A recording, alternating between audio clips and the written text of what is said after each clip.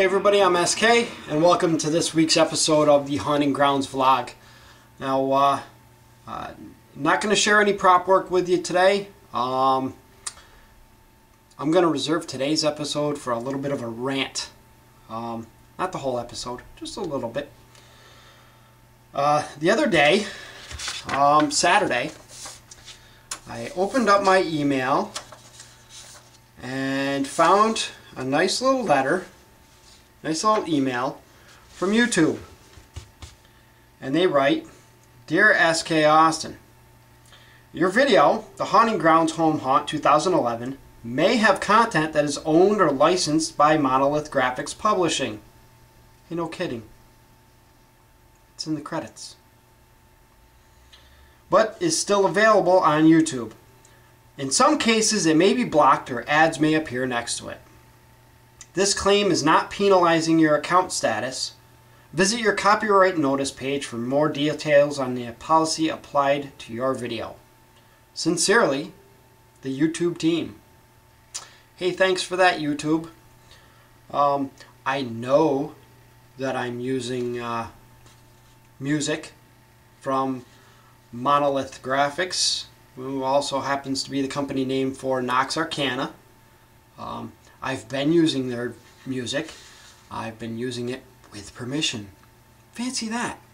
I actually wrote to Nox Arcana, explained to them that I wanted to use their music, explained to them the context that I wanted to use their music in, and they wrote back. They actually wrote back in within 5 hours, I think it was, to be honest with you. And Christine Philippak from Nox Arcana, from Monolith Graphics, writes,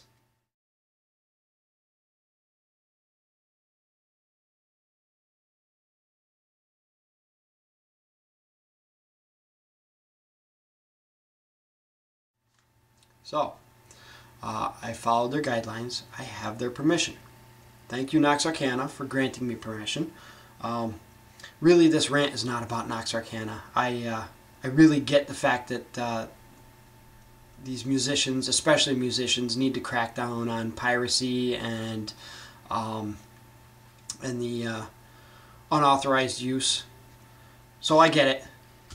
What I don't get is going back to the YouTube email here. In some cases it may be blocked. Okay, whatever. It's blocked in Russia. Don't really get that, but sorry, anybody who's out in Russia, you can't watch my video or at least hear my video. I don't know what to tell you. Or ads may appear next to it. Next to it. That's what it says. Ads may appear next to it. Well, I checked out my video and everything's fine. It's not a big deal. It's not a huge violation, I guess, at least at this point. But there's an ad right over the top of my video. Now, I don't monetize my videos, and you know, I tossed around the idea, but I really don't care to go that route, at least not at this point. And I understand that, hey, you know what? They're Monolith and Nox Arcana. They're letting me use their music at no charge. Granted, I get nothing out of it. It's completely non-commercial, and I don't mind that they get something out of it. What I don't get is, why is it that I can't use their music, even with permission, to make money without paying a fee? But they can use my video to make money. I don't get that. That kind of irritates me. So, that's my rant. I'm not mad at Monolith Graphics. Like I said, they deserve everything they get for their music. I really enjoy their music, and I'm really appreciative that they let me use their music. and Buzzworks. And for those who aren't familiar with Buzzworks, basically it's a friend of Joseph Vargo's who worked with them on a couple of albums and were released under the title of Buzzworks. This one in particular, one of my favorites, the House of Nightmares. And listen to this description. Welcome to the House of Nightmares, where unearthly sounds rise from the shadows and eerie melodies echo in the dead of night. That kicks ass. That is awesome. So, I really do. I love their music.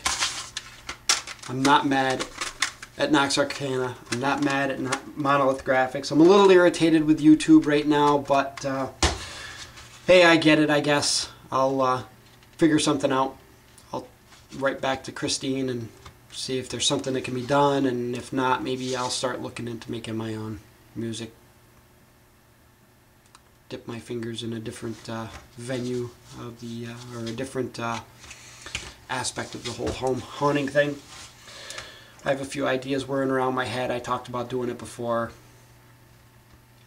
Don't know if it's going to work, but hey, you know, who knows? We'll see. But that's my rant. I have permission to use their music.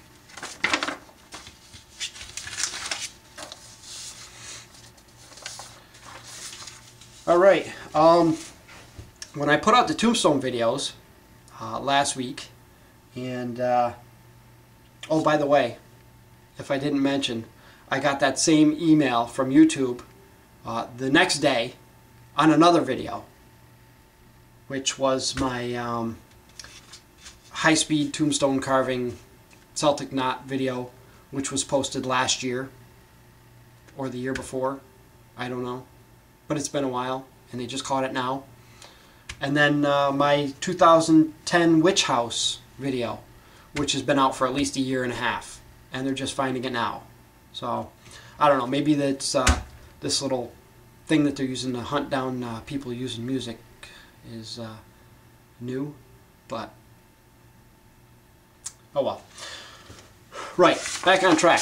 When I put out those videos for the Tombstone Weathering, tombstone carving, I followed that with a vlog in which I stated that anybody who asks questions, anybody who has any questions on the videos, that I would answer them in the subsequent vlog. I think subsequent is the right word. In the vlog immediately following after when they posted their question. So, I did have one person who asked a few questions, so I want to touch base on those real quick. YouTube user SWGrinder1, and he writes, amazing, you have so much talent. Thank you. I do appreciate those comments. Nothing like having your ego stroked a little bit. I was surprised when you sprayed the lighter gray, you did not lose the dark in the lettering. Now that's not really a question, but more of a statement, but I will explain why that happens. When you carve out those letters, at least the way I'm carving out the letters, you're basically turning a section that wide, this wide, into a section that wide. So you're not covering, you're covering more ground with the same amount of paint, so it's a thinner coat, so more of the dark color actually shows through. Neat little trick. Because I don't focus on any of the letters individually as I'm painting over, once I put the black down. When you're putting the black down, obviously you got to really focus on every little crevice. But when you put the gray down, it's just a complete coat over the entire stone. And when you go over those letters, you're not filling them in so much. So that's why that happens. A couple of questions, if you do not mind. I do not mind. I never mind. I never mind questions. I know you're looking for a realistic font. Is the font you used Times New Roman? No, the font that I used was Garamond. I believe it's a common font with Windows. I believe it comes right with Windows. I don't think that that was one of the ones that I added, but I used the Garamond font for this, and I made a few adjustments in Photoshop. When I type up the epitaph, I type it up in Photoshop, and I made some amendments here, mostly to just the serifs. Some of these letters have serifs that extend above and below where the normal Garamond font does not. So I had to add those in. I think that's mostly just on the E, the F. Yeah, just the E and the F, to be honest with you. Some of these letters that are combined, the T and the H here, the N and the E, those had to be, you know, moved over and compressed. This is something that they did back in the day to conserve space on a tombstone. A lot of times you'll even see at the end where they're squeezed an entire line all the way across here, and then they had to put a little tiny letter up in the corner because they couldn't quite fit it. Another common practice. I also had to do some huge adjustments to the letter Y to create a thorn. This is called the letter thorn. It has the TH sound. Yes, this is not ye wife of. It is actually the wife of, or the wife of. The letter thorn is something that was used way back when, and has since kind of dwindled out of existence. Other than that, you know, I made a few amendments to some of the letters and the numbers and the letter S. I really don't want to go into too much detail, but it was Garamond font. It was tweaked to my needs in Photoshop, and who knows, maybe I'll use that font. That was actually, I was really happy with the way that came out, so maybe I'll use that as a basis to create that font that I'm looking for, because I can't find it. Still can't find it. Thank you, Rich, for looking all over the place for me. I know you did a lot of looking. I do appreciate it. I actually have been looking for a couple of years and still haven't found that font. So I think I'm going to end up having to make it. And the third question, still from SW Grinder 1. Is your sprayer an inexpensive one? And by sprayer, I'm assuming that you're referring to the airbrush. It is not expensive. It is an inexpensive airbrush. This is the Pache H series airbrush. It's a gravity-fed external mix, which basically just means the paint mixes with the air outside of the airbrush. It mixes right here at the tip. This is a great airbrush for general hobbies, you know, general painting like what I did with the Tombstone. Some detail work. I have actually done pictures and whatnot with it back in the day. I really don't use it for much of that anymore. But the kit, the complete kit, which comes with the airbrush, the paint cup, I think it comes with a couple of bottles, maybe an extra tip or two, and the hose and the wrench. Believe the retail cost of that right now is somewhere in the vicinity of $50 to $60. So it's probably one of the better, less expensive airbrushes. You can certainly find stuff dirt cheap that's complete crap, but this is a good airbrush for the price. Highly recommended if you're just getting into doing stuff like what I did with this Tombstone. And that was all the questions that I had this week on the Tombstone videos. So I must have done a pretty good job of covering it. One other question that I wanted to address, God's Flesh, who writes, I also have a question. What happens when you run out of boxes to open? What are you going to open? And by that, he's referring to my What's in the Box segment. I'm going to open bags. That's what I'm going to open. I figure that right now I should be able to carry myself with what's in the box at least until early to mid-September. By then, Halloween stuff's going to start hitting the shelves, and it gives me an excuse to spend some money filling up some bags of stuff that I can buy and bring home and open up for everybody. So after what's in the box, I've got a little special segment planned for the week after the last what's in the box, and then we'll start buying stuff and do what's in the bag. That's it.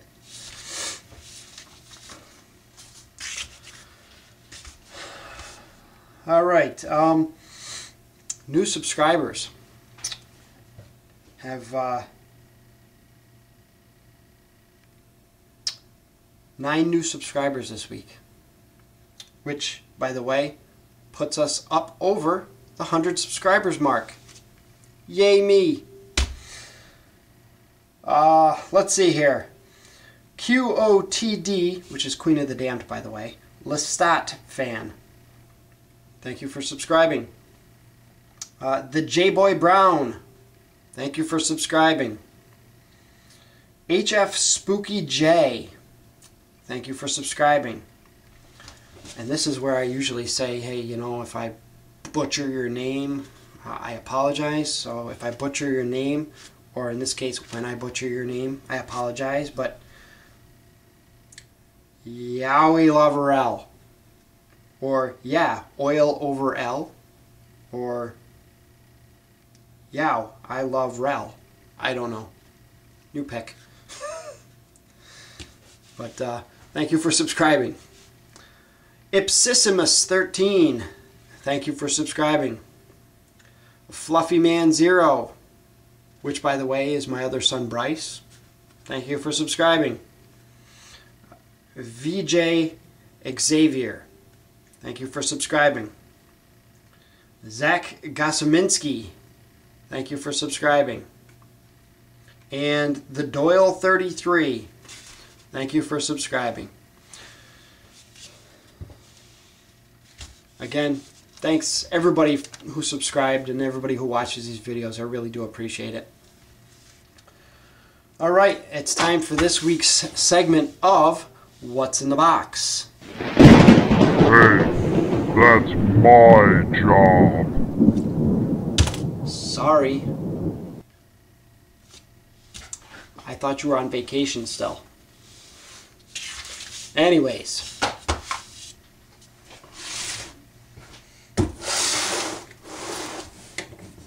Every week I go through one of my boxes in storage to share with everybody some of my Halloween crap, and maybe give a little bit of inspiration on new stuff to work on, stuff for other people to work on, stuff for other people to look for come Halloween season, and just to kill time. So,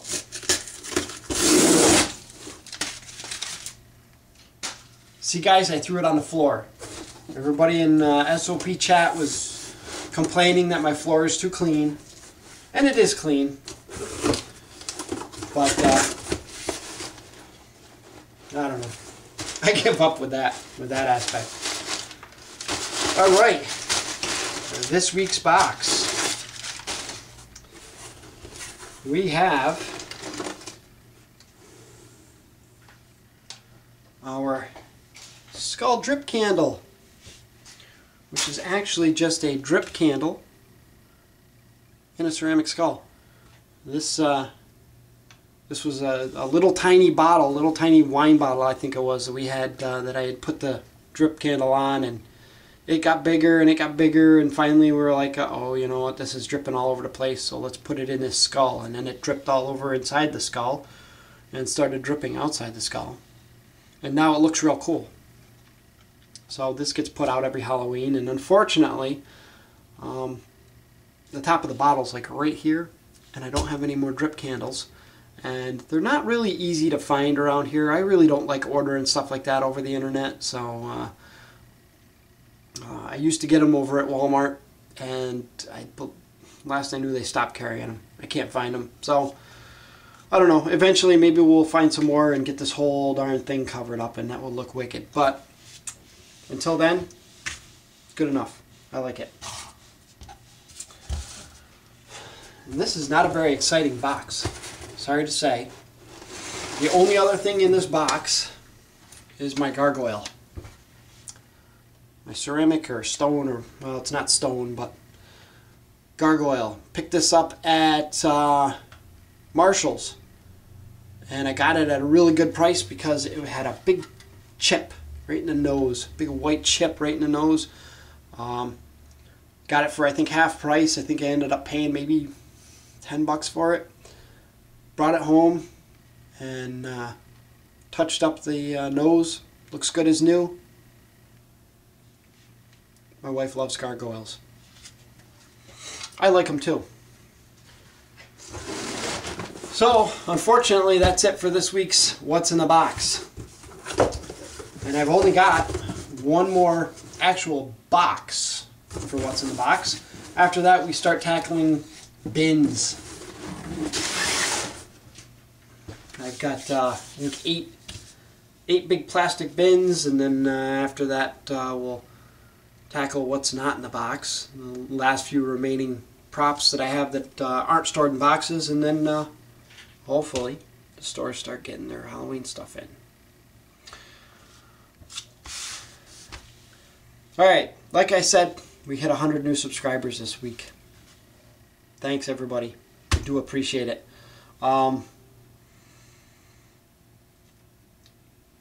If you're out there watching this and you aren't subscribed, that button's right up there. Hit that.